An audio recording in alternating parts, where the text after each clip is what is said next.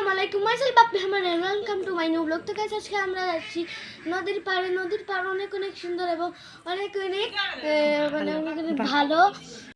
So guys চলুন এখন নদীর পাড়ে। নদীর পাড়ে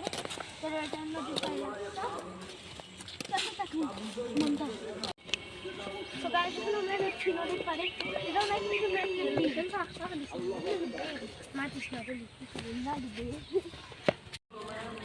So guys, এটা আমরা হচ্ছে নদী। আগে অনেক সুন্দর ব্লক না নদীর পাড়। এখানে মনে হচ্ছে বেড়া ডাকতেছে। বেড়ার বাচ্চা নদীর পাড়। তো ওখানে আমরা আমার পায়ে দিয়ে খড় দিতে গেছিলাম।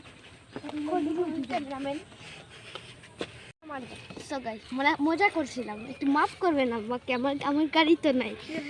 1 মিলিয়ন হয়েছে না, 100 কি হয়েছে না, তা হইব কি? আপনার বেশি বেশি করে সাবস্ক্রাইব করুন, তাহলে একটা গাড়ি কিনে নেবেন। ব্লগ দেখুন কত পরিমাণে ব্লগ আর কত পরিমাণে গাড়ি, কিসের ছাড়া গাড়ি, এই দেখুন কত পরিমাণ ইট আনছে তারা নদীর পাড়ে। কিন্তু একটা দুঃখের কথা হলো নদীতে কোনো পানি নেই। পাহাড়ের উপরে উঠেছি, আপনার বেশি বেশি করে সাবস্ক্রাইব করেন, আমার সব কষ্টের ফসল সফল। পানি দেখতে পেয়েছি, আমার কষ্টগুলো অনেক সফল হয়েছে। তো আপনারা চলুন যাই, আপনাদের সাথে যাই।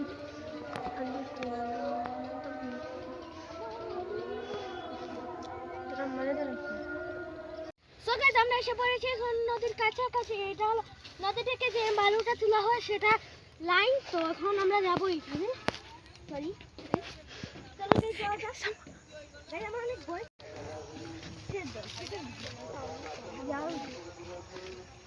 দিদি আনলি কেমন আছে নামবো। তো এই ফুল টাইম বাসা থেকে নিয়ে এসেছিলাম এইটাকে করে আমি ওই যে পানিটা দেখতে নামবো, এই কারণে পিছিয়ে পিছিয়ে আসি। ভয় করছে আমি এলেই না ফাটাছে তবে।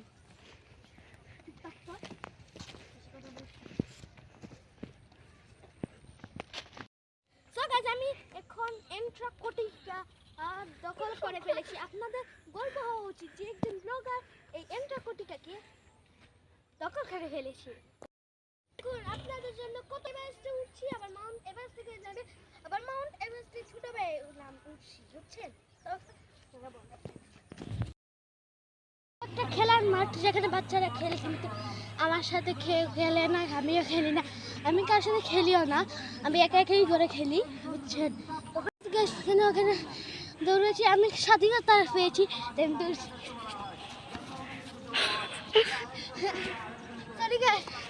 ইট ছিল উৎসাকে পড়িয়েছি। তো গাইজ এটা হচ্ছে বিয়ে বাড়ি, চলুন বিয়ে খেয়ে আসি। এটা হলো আমার মামার তো দাদার তো চাচার ঘরে, বাবা নানার ঘরে, দাদার ঘরের ভাইয়ের বিয়ে, বুঝছেন? চলেন খেয়ে আসি। করছিলাম গাইজ কার বিয়ে জানি না। তো গাইজ এটা হচ্ছে বিয়ে বাড়ি, চলুন বিয়ে খেয়ে আসি। এটা হলো আমার মামার তো দাদার তো চাচার ঘরে, বাবা নানার ঘরে, দাদার ঘরের ভাইয়ের বিয়ে, বুঝছেন? চলেন খেয়ে আসি। করছিলাম গাইজ কার বিয়ে জানি না।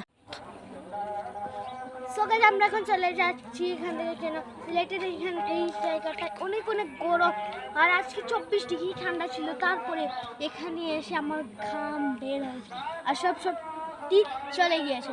তো আপনারা বেশি বেশি করে সাবস্ক্রাইব করবেন, লাইক করবেন আর শেয়ার করবেন আর দেখা হবে আবার কোনো নতুন ব্লগে। আল্লাহ হাফেজ।